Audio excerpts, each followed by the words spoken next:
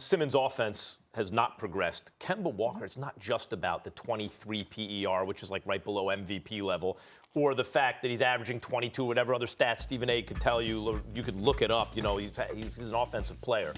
It's not just that. It's the effect he has on his teammates. Watch the Celtics play. They're having fun. They're winning. And this is what I predicted. The difference between Kemba and Kyrie is Kyrie soured the feeling. And Stephen A. has talked many times about Gordon Hayward and how the coach favored Hayward. But meantime, you take Kyrie off, you put Kemba on, Tatum's blossomed. Jaylen Brown's blossomed. Gordon Hayward, when he's healthy, is playing well. Kemba is, and by the way, he was renowned for that effect on a locker room before he ever got to Boston, right? It was, let me just read you some headlines. Just give you an example. I don't know, they just lost a game the other day. What do the headlines say? Sloppy Boston Celtics waste classic Kemba game. Kemba Walker loving his young teammates. I'm literally just reading what's popping up, you know, if you Google it.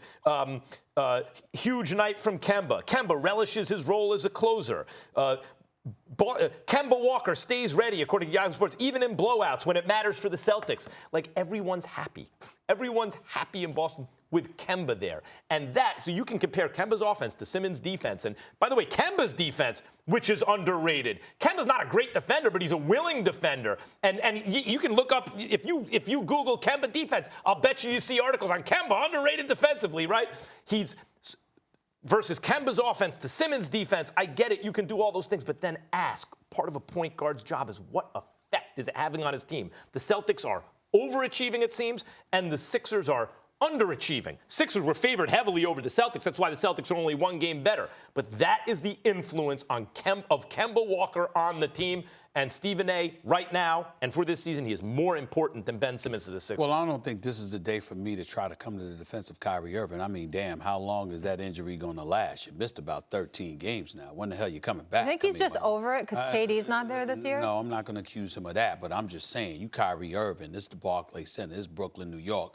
I mean, damn, people miss you. We ain't coming to the I love him, but we ain't coming to the Barclays Center. We didn't look forward, rather, to coming into the Barclays Center because of Spencer Dinwiddie. He can ball, and I love him, and I'm glad he got his money, but that's not why we were looking forward to going to the Barclays Center this year. That's number one. Now let me get back to Philadelphia and say why I respectfully disagree. I love Kemba Walker. He's a sensational player, and he was the quintessential replacement for Kyrie Irving because their games mirrored one another offensively to some degree. We all know that. Michael Jordan and I have spoken about that on many occasions. What I'm saying to you, however, is when I think about Philadelphia, we talked about Boston. Jalen Rose said that they were the best perimeter shooting team when you talked about Boston. But when we talked about who's the team that's going to come out of the East, I think Jalen picked Philly. I picked Philly. You did. Why? Because we looked at Joel Embiid, we looked at what they were going to be defensively, and we looked at Ben Simmons. And when you talk about their defense, Boston is a damn good defensive team, like fourth in the league. You know who's number 3? Philadelphia. And when you look at what they're bringing to the table defensively and how they've won a lot of their games, there is no question that Ben Simmons has a lot to do with that. He's been absolutely sensational defensively. There's no question. Hasn't seemed to have worked on his shot. We get all of that. He's averaging 14 a game. We get all of that. But when I look at Tobias Harris averaging 19 points on 48% shooting, when I look at Josh Richardson averaging 15 points on 44% shooting, when I look at the parts around Ben Simmons and how they flourish because he pushes the ball up the floor better than most, his handle is nasty, his court vision is surreal, he obviously has the size and the physicality to get it to those open shooters because everyone knows he can finish at the basket. So when he's attacking the basket, you have to pay attention to him because he's not just attacking looking to pass, he's attacking because he can finish.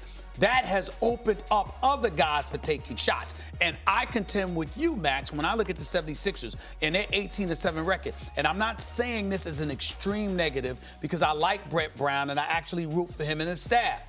What I am saying is this. Somewhere along the way, when we look at the Philadelphia 76ers and what they're lacking, although we know some of the offensive challenges Ben Simmons has something to do with it, because imagine if he was better offensively, what they could do. The biggest component, Max, we pay attention to is how Brett Brown is coaching Joel Embiid, because we know that if Joel Embiid was doing more and was more aggressive, we know Philly would be monsters. You know, I'll bet you if Kemba Walker was on the team, Embiid would be better. Kemba Walker has that effect. It's not just the numbers in his game, which is similar to Kyrie's. He's not quite Kyrie's talent. Kyrie's an otherworldly talent and skills and everything. But Kemba's the best approximation you can get. But the way he gets guys to play together, the atmosphere that he creates. He's a great dude. There's no question. And we talk about Simmons' offensive game. He needed to develop a shot. He hasn't done that. But do you know what the questions were coming into this season on Kemba Walker, right? What? I Googled it while you were talking. I said, I'll bet you if you Google it, on defense, you'll find like, oh, he's underrated defensively. Sure enough, more than just a scorer. Celtics guard Kemba Walker making a defensive impact. Yahoo Sports. You go to Kemba Walker's defense has been a pleasant surprise. And other Boston.com. Kemba becoming a take charge guy on D2. NBC Sports. I mean, like, the questions were, what kind of defensive player could Kemba be like? Because there are no other questions. You know he can approximate Kyrie. You know he'd be a good offensive player. You know he's good in the locker room. Could he? Yes. The answer is yes. The thing he had to address, he's addressing. The thing Simmons had to address, if anything, his efficiency numbers on offense have gone the other way. Well, I'm not trying to sit up there and say that Ben Simmons has done more or has been more effective with his offseason than Kemba Walker's had. I'm not implying that. I'm simply saying Kemba is Kemba. But what Ben Simmons could mean to the Philadelphia 76ers, to me, makes him more pivotal. Because we're looking at Boston and judge whether you think they're going to win or not based on what you're seeing. When we look at Philadelphia, we're waiting.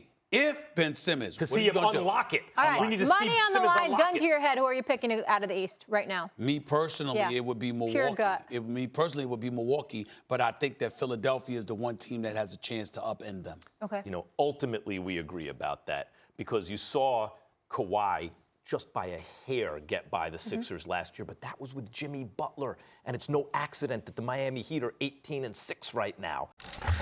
Thanks for watching ESPN on YouTube. For more sports highlights and analysis, be sure to download the ESPN app, and for live streaming sports and premium content, subscribe to ESPN+.